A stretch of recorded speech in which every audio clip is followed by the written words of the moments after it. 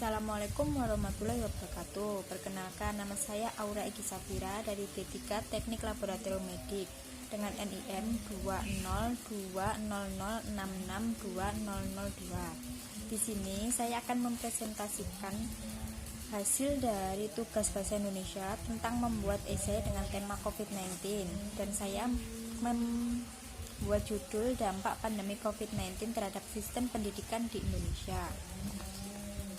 Unsur-unsur yang terdapat dalam esai dibagi menjadi 3 bagian, yaitu pendahuluan, isi, dan kesimpulan. Di sini isi yang terdapat dalam esai saya yaitu COVID-19 adalah penyakit menular yang disebabkan oleh jenis virus corona yang baru ditemukan.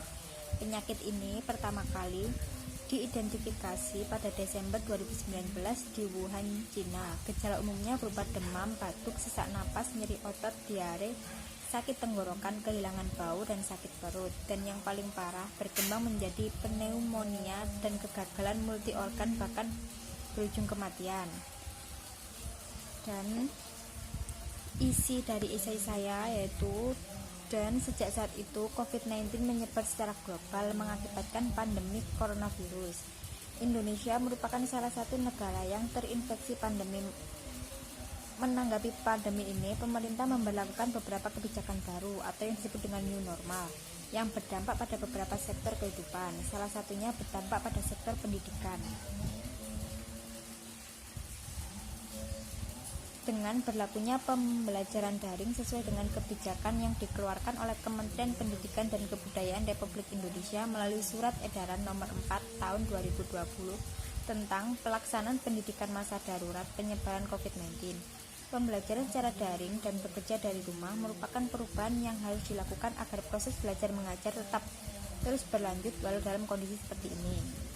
Kebijakan tersebut memberikan berbagai macam problematika di dunia pendidikan, dikarenakan ini merupakan hal baru bagi peserta didik, tenaga pengajar, dan juga keluarga. Ada beberapa macam yang menghambat dalam proses pembelajaran daring ini, diantaranya yaitu 1.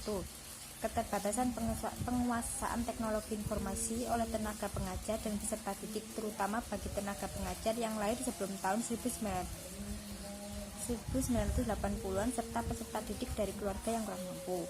2. Perangkat teknologi yang mahal. Banyak di daerah Indonesia yang tenaga pengajar maupun peserta didik yang dalam keadaan ekonomi yang mengkhawatirkan. 3. Akses internet yang masih belum keseluruhan bisa mengakses karena di Indonesia sendiri jaringan internet masih belum merata sampai ke pelosok negeri. 4. Kurang siapnya penyediaan anggaran. Seperti yang kita ketahui bahwa aspek kesejahteraan tenaga pengajar dan peserta didik masih jauh dari harapan, sehingga memberatkan bagi yang bersangkutan untuk memenuhi kebutuhan daring. 5. Selain yang disebutkan di atas, kesehatan mental juga mempengaruhi keadaan psikis peserta didik, di mana situasi seperti ini menuntut peserta didik waspada dengan lingkungan di mana mereka hidup sehari-hari.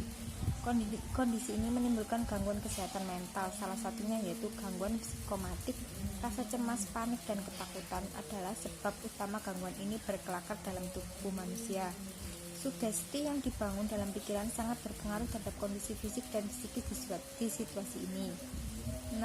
Dari sisi orang tua juga memiliki beban tersendiri karena memikirkan biaya untuk kehidupan sehari-hari, ditambah harus memperhatikan anak-anak untuk belajar. Mungkin harus menambah biaya untuk pulsa agar anak-anak tetap belajar dengan daring.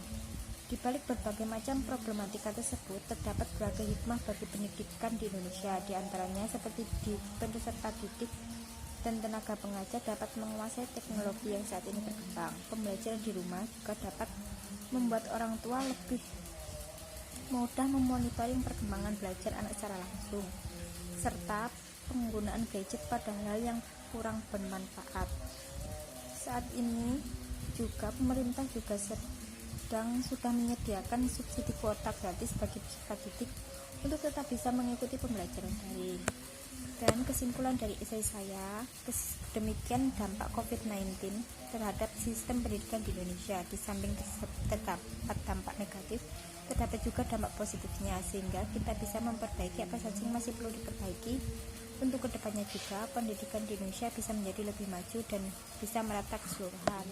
Daftar pustaka saya mengambil referensi dari 5 jurnal yang ada di internet. Demikian presentasi dari saya. Apabila ada salah kata saya mohon maaf. Wassalamualaikum warahmatullahi wabarakatuh.